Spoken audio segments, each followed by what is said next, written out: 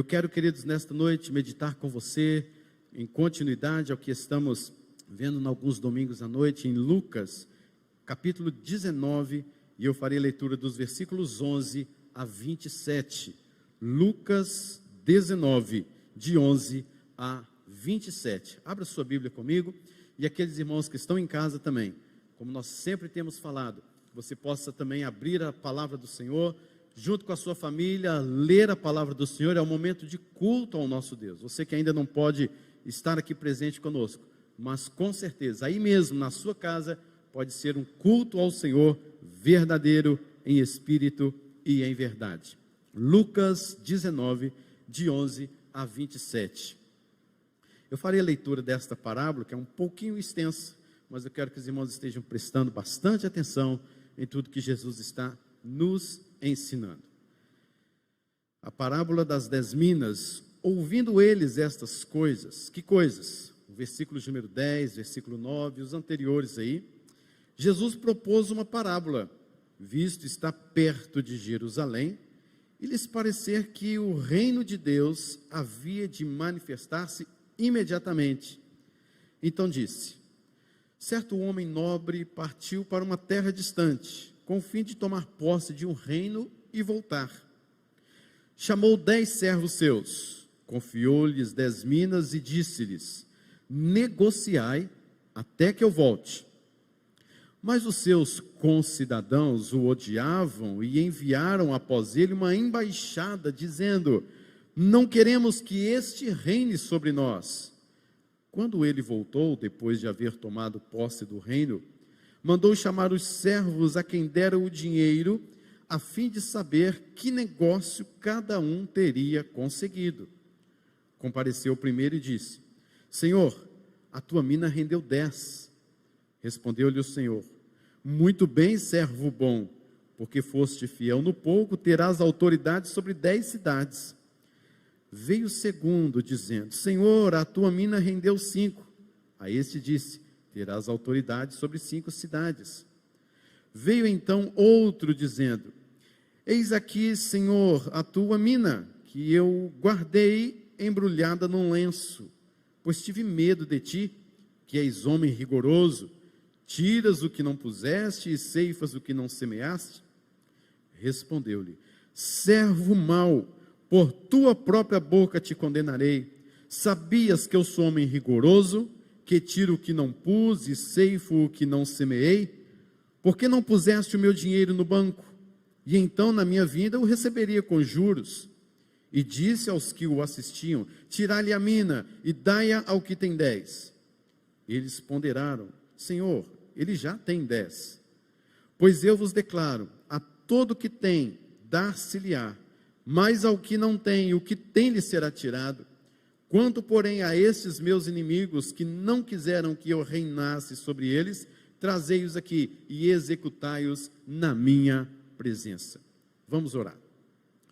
Senhor, fale aos nossos corações nesta noite, que seja o teu Espírito, mover do teu Espírito neste lugar, em nosso coração, em cada um daqueles que estão participando conosco deste culto, servindo ao Senhor com alegria.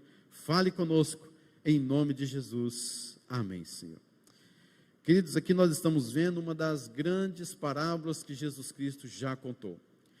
No início fala que, ouvindo eles estas coisas, nós poderíamos correr um pouquinho atrás, no capítulo de número 18, versículos 31 a 34, onde Jesus Cristo fala sobre a sua partida, a sua ida, a sua ascensão e a sua, é claro, a sua ressurreição, a sua ascensão, enfim.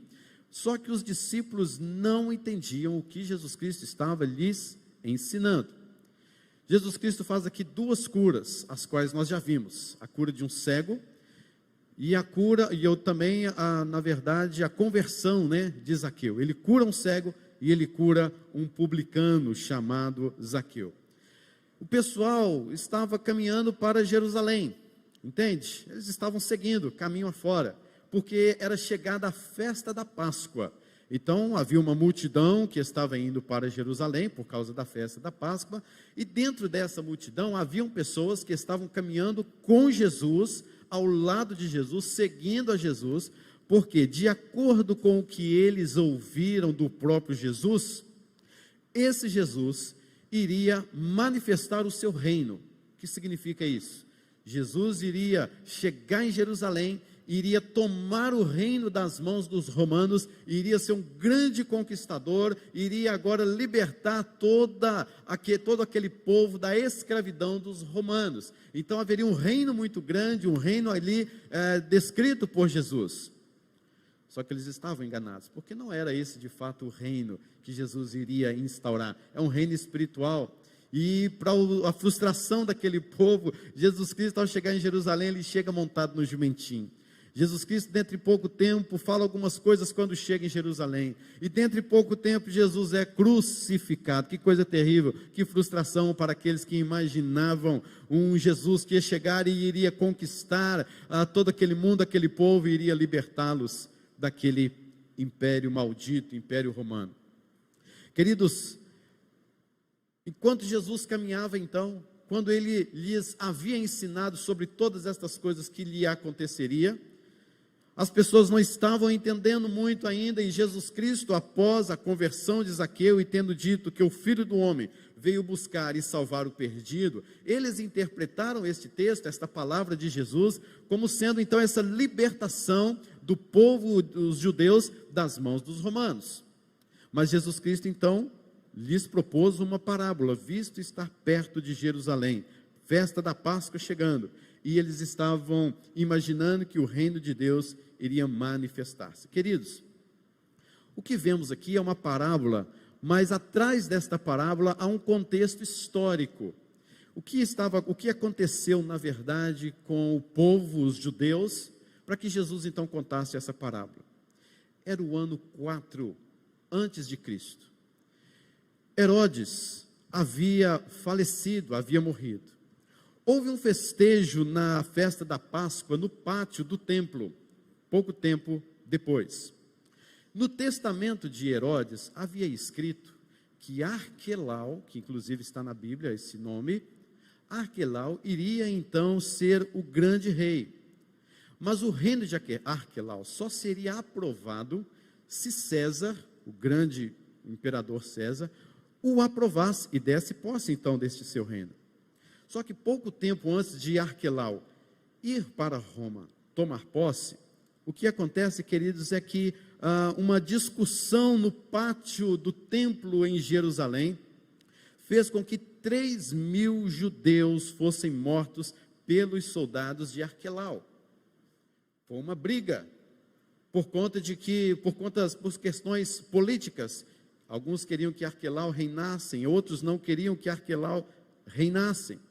Mas Arquelau tinha pressa e diante daquelas discussões, diante daquela briga e morte, ele foi assim mesmo para Roma, ele tinha pressa. 50 deputados judeus pleitearam a causa lá em Roma, dizendo: nós não queremos que Arquelau reine sobre nós. Quando eles chegaram com esta causa em Roma, mais de 8.000 judeus que estavam em Roma também ajuntaram a esses 50 deputados, dizendo: nós não queremos que Arquelau reine em Jerusalém, em Judeia, em Samaria e outros lugares mais. Então, queridos, o que nós vemos aqui é que eles entraram com um processo pleiteando que Arquelau não fosse rei, mas que ele fosse, talvez, quem sabe, entregue a um dos governadores todo este reino, mas não Arquelau, esse de jeito nenhum, não queremos que este reine sobre nós. Mas quando Arquelau voltou para tomar posse, então, da sua província, ele conseguiu efetivar a sua posse perante César. Quando ele volta, ele agora manda chamar alguns. Ele começa assim: cadê o sacerdote Jeoazar? Era o nome do sacerdote no ano 4 antes de Cristo. Jeoazar entra e manda expulsar Jeoazar e manda matá-lo e executar. Onde estão aqueles mais que me traíram? Ele manda prender alguns. Onde estão mais aqueles outros que assim fizerem? Ele manda executar mais alguns outros. Ele se tornou, na verdade, um dos reis mais odiados por todo o governo daquela ocasião. No ano 6 depois de Cristo, 10 anos depois, ele foi banido como um rei rude, um homem odiado por toda a sociedade. Quando a gente vê então a parábola das 10 minas, próximo também à festa da Páscoa, como foi em 4 depois de Cristo, chegando em Jerusalém, Jesus Cristo então propôs esta parábola dizendo: certo homem nobre partiu para uma terra distante com o fim de tomar posse de um reino e voltar. Ele então chamou 10 servos seus, confiou-lhe as 10 minas e disse: negociai até que eu volte. Mas os concidadãos daquela cidade o odiavam e enviaram, pleitearam após uma embaixada, dizendo: não queremos que este reine sobre nós. Então, para os judeus que estavam ouvindo esta parábola de Jesus, eles entenderam com facilidade, podemos dizer assim, o que Jesus estava dizendo. Na verdade, Arquelau se deu mal, ele foi um dos odiados, ele foi um exemplo terrível para toda a população judaica e Samaria e em outros lugares. Mas aqui a gente vê que Jesus pega então parte dessa história e começa a narrar algumas coisas que têm a ver com o reino de Deus, com a manifestação do reino de Deus. Jesus Cristo então fala que um certo homem nobre, que no caso aqui seria ele mesmo, o próprio Cristo, partiu para uma terra distante com o fim de tomar posse de um reino e voltar. O que estamos vendo aqui é o fato de Jesus Cristo ter vindo à terra, ter se encarnado, ele morreu, ressuscitou, e o fato dele ter sido elevado às alturas, ele iria então tomar posse de um reino. Que reino é esse? O reino de Deus, aqui nesta terra, e de fato ele assentou-se à direita de Deus Pai Todo-Poderoso, e antes de ele ir, ele disse: toda autoridade me foi dada no céu e na terra. Então Jesus Cristo ele foi até os céus para sentar-se à direita de Deus Pai, para tomar posse do reino, para assentar à direita do trono de Deus. Só que o texto fala que ele chamou 10 servos seus e confiou-lhe 10 minas e disse: negociai até que eu volte. Então, alguns não queriam que esse Jesus, que esse Deus reinasse. Não é assim até hoje? Há pessoas que não querem que Jesus Cristo reine em suas vidas, até o dia de hoje. Então, quando ele volta, aqui nós estamos agora então falando da segunda vinda de Cristo. Jesus Cristo volta, ou estamos falando também do dia do juízo final, que é este mesmo dia. E então ele volta e ele agora chama os seus 10 servos e: olha, cadê a mina que eu te dei?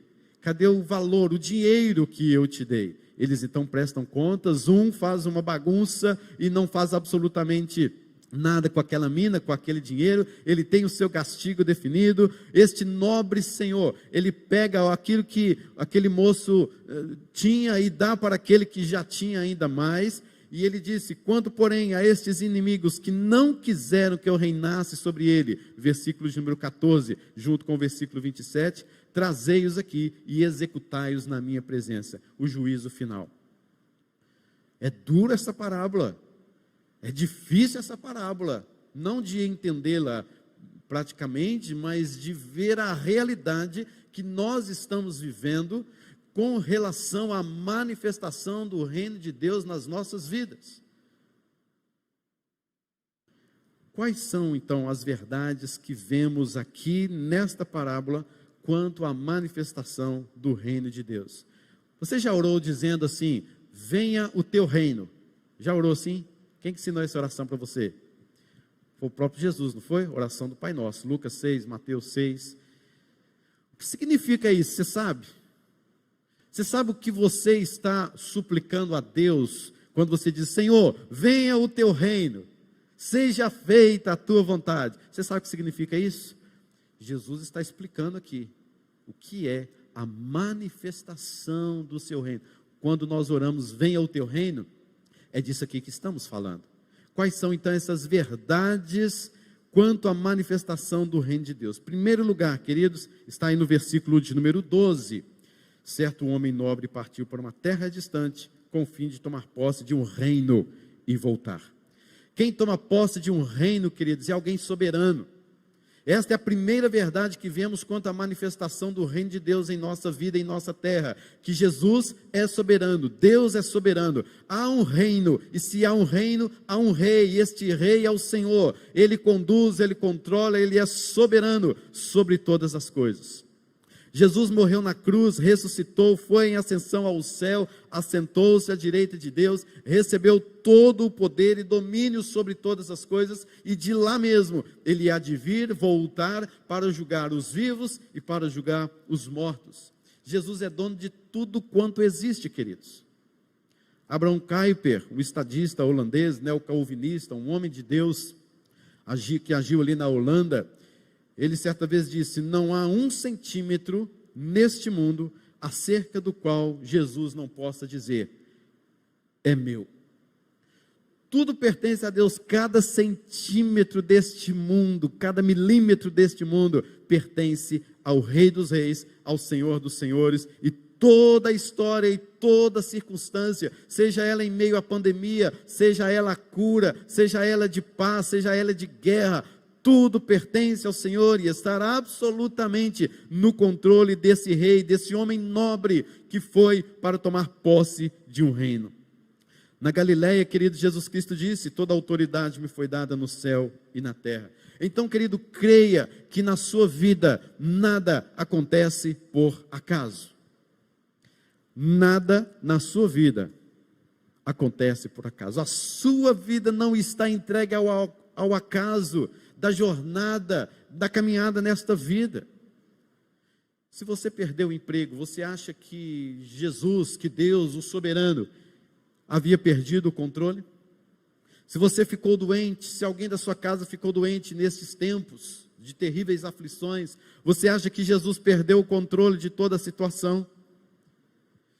Se alguém que morreu por conta dessa crise, dessas doenças ou outras enfermidades, você continua pensando que Deus perdeu o controle de tudo isso? Ele continua absolutamente reinando sobre nós. Nada na minha vida acontece por acaso. As crises de relacionamento, talvez você é desprezado por uma pessoa que você ama. Talvez, querido, você pensa que alguma coisa ali parece que não está de acordo com os planos de Deus, mas, queridos, Deus está soberanamente controlando a minha história, a sua história, a história da igreja. Ele tomou posse do seu reino, Ele é soberano, Ele vai voltar. Por isso não desespere o seu coração, não inquiete o seu coração, acalme-se no Senhor, aquieta-se nos braços do Pai que é todo poderoso. Aquietai-vos e sabei que eu sou Deus, sou exaltado entre as nações, sou exaltado na terra. Nesta vida Deus está ensinando você então a confiar nele. É um aprendizado, como vimos hoje pela manhã. É um aprendizado, é o dia a dia, é uma caminhada. Deus está ensinando você a caminhar. Portanto, confie. Portanto, descanse no Senhor e siga em frente, de fé em fé, como acabamos de cantar.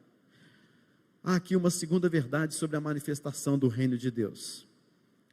Quando olhamos para a manifestação do reino de Deus, vemos então alguém assentado no trono. Esse trono é Jesus, é de Jesus.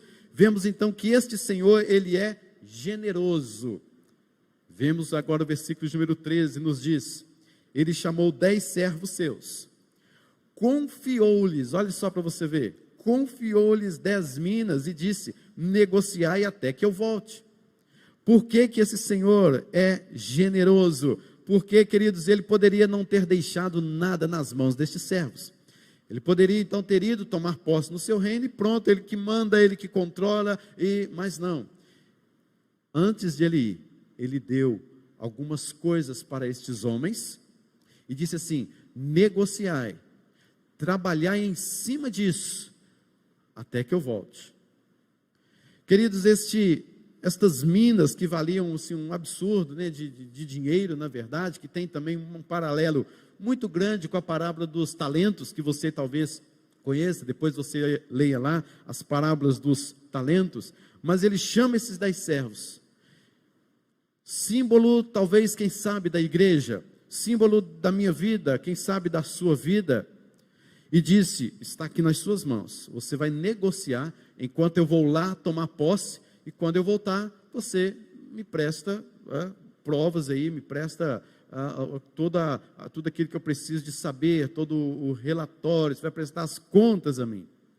Quer dizer, é interessante quando olhamos isso, para Efésios, capítulo de número 4, versículos 7 e 8, e também o versículo 13, que nos diz assim: e a graça foi concedida a cada um de nós, segundo a proporção do dom de Cristo.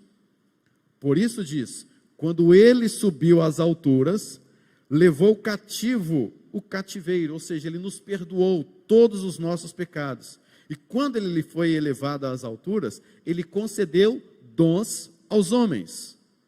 E ele mesmo concedeu uns para apóstolos, outros para profetas, outros para evangelistas, outros para pastores, para mestres, com vistas ao aperfeiçoamento dos santos, para o desempenho do serviço, para a edificação do corpo de Cristo, até que todos cheguemos à unidade da fé e do pleno conhecimento do Filho de Deus, à perfeita varonilidade, à medida da estatura da plenitude de Cristo.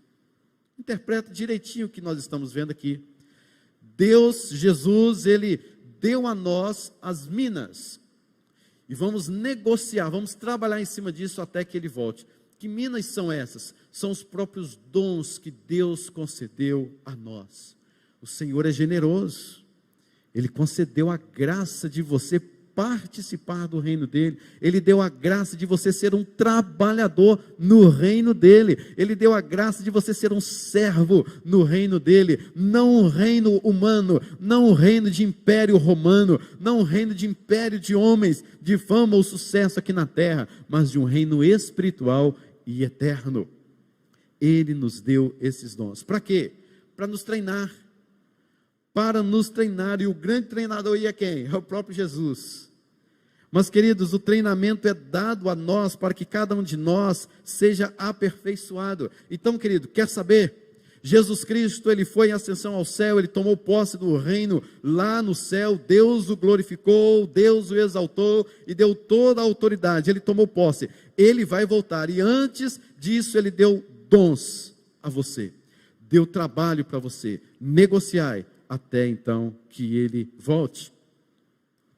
Ele deu, querido, para nós dons espirituais, ele deu para nós dons ou talentos naturais, os dons espirituais para a edificação do corpo de Cristo, a sua família, a sua vida, a vida dos irmãos, abençoar a igreja onde você participa, onde você envolve. Deus também deu os dons naturais, que você pode servir no seu trabalho, na sua profissão, nos seus estudos, e também assim na sua casa, na sua igreja, etc. Mas Deus deu dons a você. Precisamos, queridos, entender que o Senhor deu essa mina para cada um e disse, negociai. O Senhor te deu então o dom de servir, queridos, então você não pode deixar de servir. Deus deu para você o dom de evangelizar, então você não pode deixar de evangelizar. Deus deu o dom para você de administração, ofereça o seu trabalho, o seu talento no reino de Deus, que seja na igreja, ajudando aí, quem sabe, a administração da igreja, dando aí uma ajuda grande em alguma coisa. O Senhor te deu o dom de liderança, então ele vai mostrar a visão e as pessoas vão seguir você, para que aprendam com você e sejam liderados por você para o aperfeiçoamento dos santos. Deus te deu o dom da música, então querido, louve ao Senhor, adore ao Senhor a tempo e fora de tempo, envolva-se nisso, invista nisso, leve a adoração, leve as pessoas a adorarem ao Senhor através do dom da música que você tem, mas negociai, façam isso até que Ele volte. Uma coisa que você não pode fazer é esconder este dom. O Senhor é generoso, o Senhor, para manifestar o seu reino, Ele foi generoso demais para conosco. Ele nos deu dons para trabalharmos neste reino eterno. Terceira coisa, queridos, que nós podemos ver na manifestação deste reino, é que nós vemos agora um contraste, que está no versículo de número 14. É que os pecadores, aqueles que não querem ser dominados por este rei, eles são rebeldes.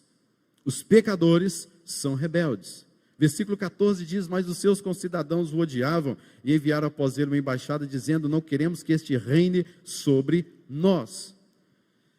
Queridos, você prega o evangelho, você testemunha o evangelho, mas tem pessoas que não querem que Cristo reine sobre eles. Vai ser assim até o último dia. E isso não é para te desanimar, é porque Deus mandou você pregar o evangelho, e você deve pregar o evangelho a toda criatura. Mas o fato é que até o último dia, há pessoas que continuarão pecando contra o Senhor e não desejarão que Cristo reine sobre elas. E quanto a isso, não somente uma rejeição, mas poderá haver e há uma terrível perseguição quanto àqueles que querem servir piedosamente a Cristo Jesus. Saulo foi um exemplo disso. Saulo, ele respirava, diz lá em Atos, né? Ele respirava ameaças de morte aos cristãos. Ele pegou uma carta do seu próprio líder para puxar mulheres, né? Arrastar cadeiras dentro das suas casas para prender. Quantas vezes ele deu voz de prisão para alguns dentro da sua religiosidade. Ele veio a se converter na estrada para Damasco, quando a luz do Senhor brilhou sobre ele, e ele, prostrando-se ali naquele instante, ficou cego durante alguns dias, mas ele agora prega o Senhor Jesus Cristo em Damasco, e quando ele começa a pregar o evangelho ali em Damasco, o que acontece com ele? Terrivelmente perseguido, terrivelmente maltratado, homem rejeitado, foi odiado. Isso não é diferente dos nossos dias, porque você vai pregar o evangelho, você vai testemunhar do evangelho, mas haverá pessoas que ainda não entenderão de fato a obra e a pessoa de Cristo Jesus, e continuarão rebeldes contra Deus. Ninguém quer ser dominado por Jesus. O homem natural, ele quer ser dono do seu próprio nariz. Ele acha que ele é o senhor da sua própria vida, coisa que nunca de fato aconteceu. Mas quando nós nos convertemos ao Senhor, nós não temos mais o senhorio sobre a nossa vida. Você, querido, não é mais senhor da sua vida. O senhor da sua vida é Jesus. Então a sua vontade, seu pensamento, as suas emoções, todas devem ser para a glória do Senhor, para manifestar o reino de Deus nesta terra. Você também era um pecador rebelde, diz o apóstolo Paulo em Efésios, mas você foi convertido. A graça de Deus chegou sobre você, e você agora é nova criatura, as coisas velhas se passaram, eis que tudo se fez novo. Queridos, mas o fato é que nós não podemos deixar de pregar o evangelho por causa da rebeldia desses pecadores e da dureza de seus corações. E se elas não forem salvas, se elas não forem perdoadas pelo sacrifício de Jesus e não receberem a salvação pela graça mediante a fé em Cristo Jesus, o que lhes espera é a morte eterna.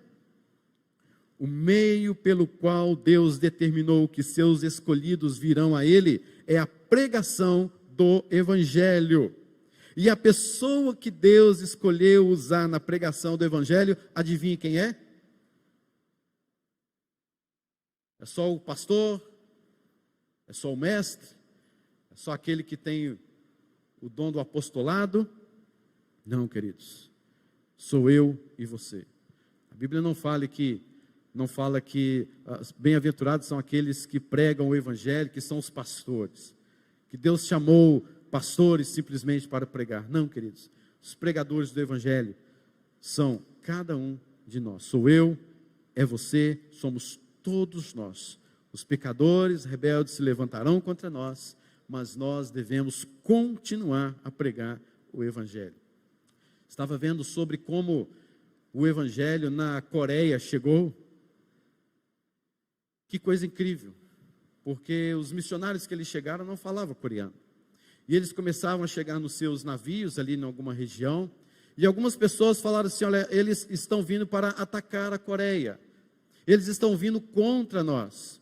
E os missionários, na verdade, estavam carregando Bíblias e mais caixas de Bíblias para serem distribuídas ali na Coreia.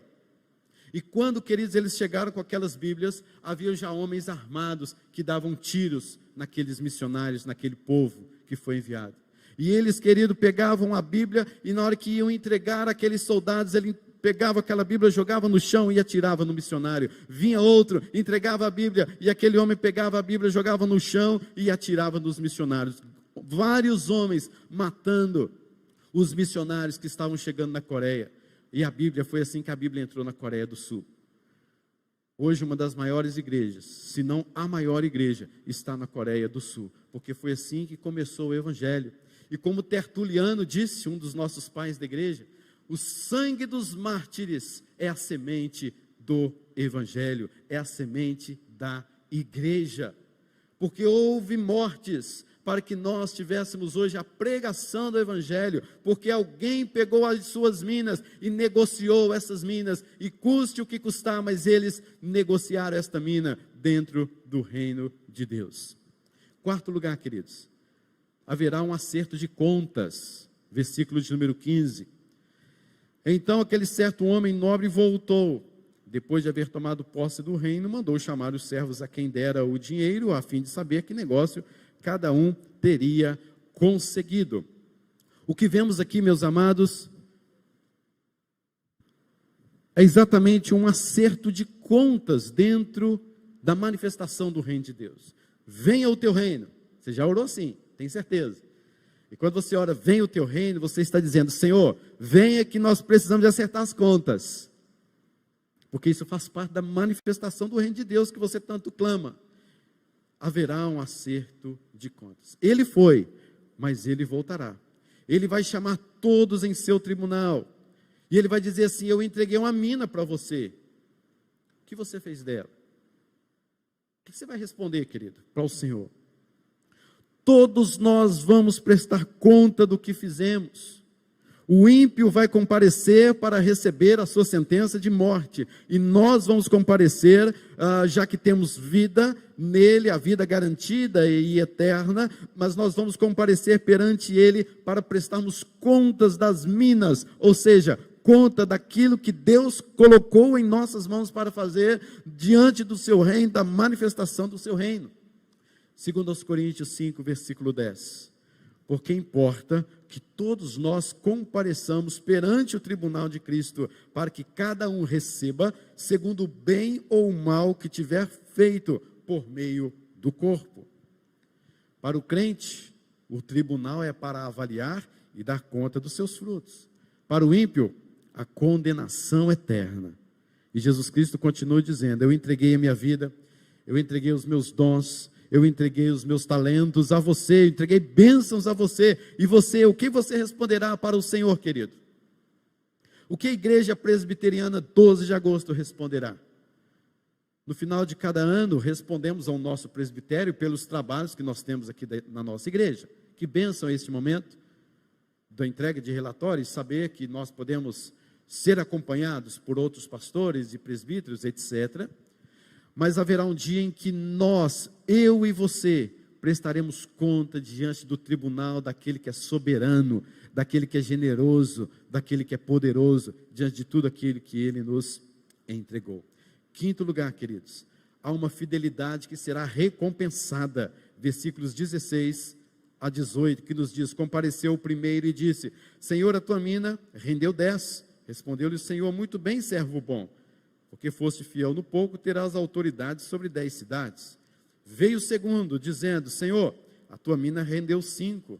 A este disse, terás autoridade sobre 5 cidades. Até aqui, queridos, o que nós estamos vendo é que a fidelidade será recompensada. O que nós vemos aqui é que esse primeiro servo chegou, Senhor, o Senhor me deu 10 minas, está aqui, olha, eu negociei, eu trabalhei, eu entreguei, está aqui nas tuas mãos. Servo bom, servo fiel, vou te dar, então, 10 cidades para você cultivar e governar. Chega o segundo, Senhor, o Senhor me deu 5, está aqui, eu rendeu também ao Senhor aqui, então beleza, você também que rendeu 5, você terá autoridade sobre 5 cidades, fidelidade compensada, ou recompensada. Queridos, eu não sei o que a Bíblia fala sobre o que é galardão. Se você me perguntar, pastor, o que é galardão na Bíblia? Eu não sei. Se você quiser depois me perguntar, eu vou ter a mesma resposta. Eu acho que vou morrer não sabendo o que é galardão, lá no céu eu vou saber. Aí não tem como eu voltar para contar para você, né? Graças a Deus por isso, né? Mas, queridos, eu não sei o que é galardão, ok? Eu não sei. Eu não posso também ficar chutando coisas aqui, dizendo, ó, galardão é isso. Também não estou dizendo isso não, tá certo? Mas o que nós vemos, assim, num piscar de olhos através desta parábola, é que nós teremos responsabilidades pelo fato de sermos fiéis a Deus. E esta responsabilidade pode estar ligada ao fato de sermos fiéis ao Senhor. Então, galardão, não estou dizendo que é galardão aqui não, viu gente? Depois vocês não vão me complicar não, porque eu não sei. Mas parece-nos que são responsabilidades que nós vamos ter alguma coisa nesse sentido, ok? Mas vamos para lá. Fidelidade será recompensada. Queridos, nós temos que exercitar os nossos dons e assim negociando estes dons, possamos ver a multiplicação destas minas, desses dons em nossas vidas. Então, queridos, está na hora de você pegar aquilo que recebeu do Senhor e praticar. A sua motivação no reino de Deus, no trabalho do reino de Deus, não pode ser de jeito nenhum movida pelo elogio, movido por tapinhas nas costas, movidas, queridos, por homenagens. A sua vida aqui na terra, a sua vida no reino de Deus, o exercício do seu dom deve ser feito, deve ser realizado para a glória do Senhor, porque você é um homem, uma mulher fiel a Deus. Porque, queridos, tem muitas pessoas que contam com isso, sabia? Eu já tive casos aí de pessoas que, pastor, olha, eu não vou fazer isso mais na igreja, eu tenho esse dom, esse outro, mas eu não vou fazer. Por quê? Porque na hora de ser reconhecido não falaram o meu nome. Meus irmãos, tenha paciência, cresça e amadureça, não é cresça e apareça. Cresça e amadureça pelo amor de Deus, querido. Se você estiver procurando elogio, vai para o programa do Raul Gil, lá você vai ter um monte, ou não, né? Mas o fato, queridos, é que nós não podemos ter os nossos talentos, os nossos dons que Deus nos deu para exercitarmos aqui nesta terra, movidos por elogios, por tapinhas nas costas. Não funciona como eu quero, então eu vou deixar, não vou fazer mais, acabou, não tem mais jeito para mim. Larga a mão disso, querido, pelo amor de Deus e pela manifestação do reino de Deus aqui nesta terra. Vai trabalhar no reino de Deus, vai exercitar o seu dom de acordo com o que Jesus Cristo deu a você, e não fique aí tentando ser mobilizado de algum elogio, só se alguém me falar, porque o meu dom é assim, desse jeito. Fidelidade, querido, será recompensada, e é o Senhor quem vai te recompensar, e não são os homens. Sexto lugar, queridos, a incredulidade gera esterilidade. Observe comigo os versículos 20 e 21. Veio então outro dizendo: eis aqui, Senhor, a tua mina que eu guardei embrulhada num lenço, pois tive medo de ti, que és homem rigoroso. Tiras o que não puseste e ceifas o que não semeaste. Este homem era um homem incrédulo, e a incredulidade gerou esterilidade. Quando você, querido, não crer em Deus, na manifestação do Senhor, na soberania do Senhor, querido, você vai ficar parado. Você não produzirá frutos. Você não terá a produção de frutos na sua vida, você não será uma pessoa fiel, você não terá dentro de si o desejo de praticar a palavra de Deus. Por quê? Porque você é um incrédulo, você não está amando a palavra de Deus. Agora veja só, esse sujeito que nós vemos aqui no versículo 20 e 21, parece que é um homem bem precavido, né? Porque fala assim, vou fazer o seguinte, esse homem é muito rigoroso, então eu vou guardar num lenço, porque quando ele voltar, Senhor, está aqui do jeito que o Senhor me entregou, para o Senhor não reclamar de mim, porque do jeitinho que o Senhor me emprestou, né, está aqui, é um homem muito precavido, é igual a minha avó, né, a minha avó Noemi, ela já faleceu, coitadinha, faleceu com 101 anos de idade, uma mulher de oração, uma mulher de Senhor.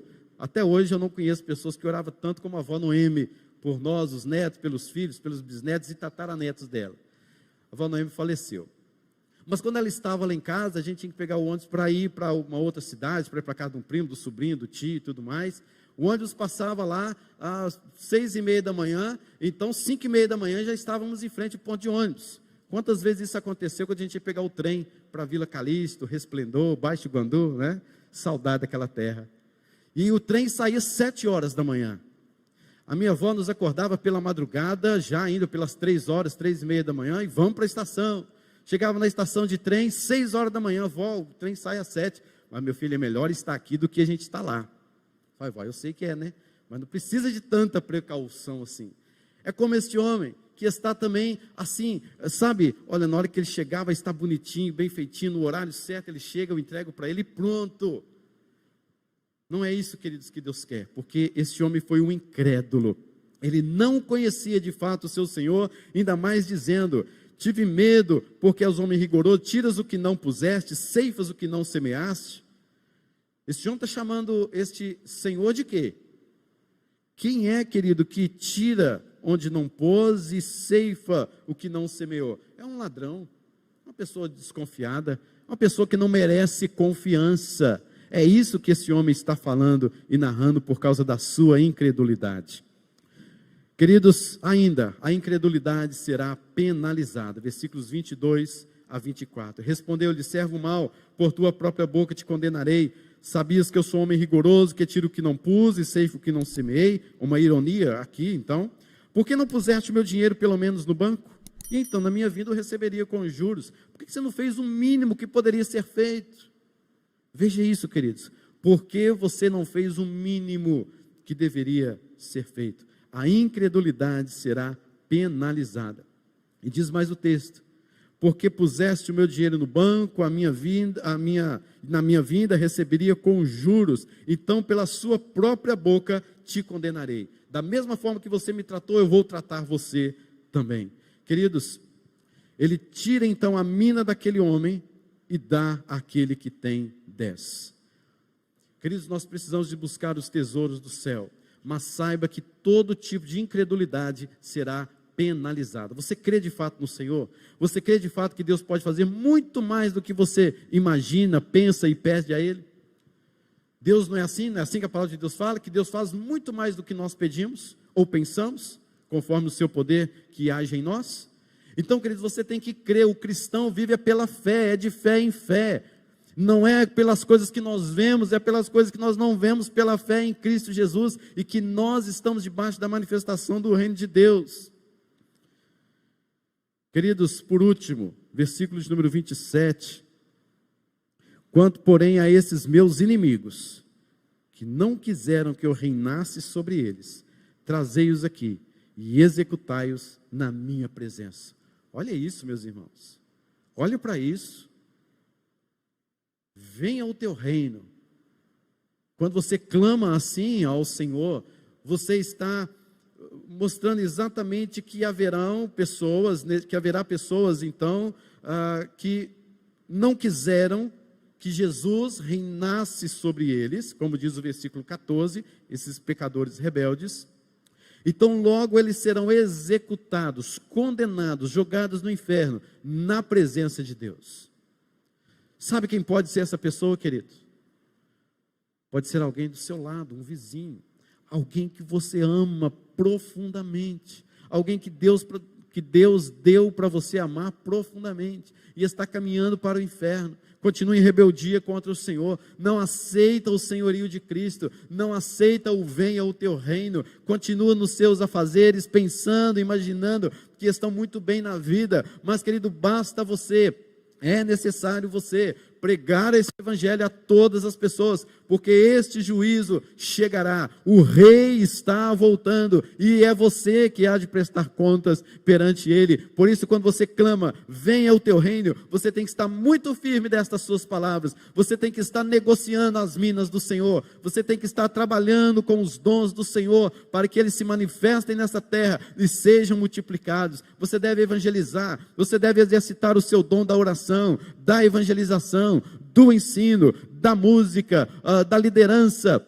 da ajuda, da misericórdia, do socorro, seja o que for, porque Jesus está voltando e Ele pedirá contas de tudo aquilo que Ele colocou em suas mãos. Como ouvirão se não há quem pregue? Como assim não há quem pregue? Como assim não há quem pregue? Há quem pregue aqui, há quem fala de Jesus, há quem testemunha de Jesus e pode clamar, venha o seu reino. Queridos, que o Senhor nos abençoe com esta parábola, para que possamos entender que o Filho do Homem veio buscar e salvar o perdido, e eu e você que fomos achados por Ele, possamos também, queridos, pela graça de Cristo, levar o Evangelho a essas criaturas, para que elas também sejam achadas por Cristo e sejam salvas, para não terem que passar por este tribunal no dia do juízo. Que Deus nos abençoe em nome de Jesus. Quero orar nesse instante por você. Senhor, aqui estamos, ó Deus, para bendizer o nome do Senhor. E queremos pedir, ó Deus, que nesta noite o Senhor venha transformar o nosso coração, a nossa mente. Pai querido, porque muitas vezes nós não fazemos aquilo que o Senhor determinou que nós fizéssemos, somos falhos. Antes que o Senhor volte, e por causa da fidelidade do Senhor e da glória do Senhor sobre as nossas vidas, nós desejamos, em nome de Jesus, que o Senhor venha, Deus, fazer com que nós sejamos despertados a exercitar os nossos dons para a Tua glória na manifestação do reino de Deus aqui nesta terra. Pai querido, que o Senhor venha falar profundamente aos nossos corações, tratar conosco, abra as nossas mentes, que nós não venhamos, ó Deus, a nos amarrar, a ficar, ó Deus, ali como aquele homem fez, colocar isso num lenço, enterrar o talento, mas que possamos, em nome de Jesus, trazer, Deus, a manifestação do reino do Senhor, através, ó Deus, dos nossos dons, para o aperfeiçoamento dos santos. Use-nos, fortaleça-nos, guia-nos pela fé em Cristo Jesus. É o que nós oramos e agradecemos ao Senhor em nome de Jesus. Amém, Senhor. Amém, queridos. Vamos ficar de pé.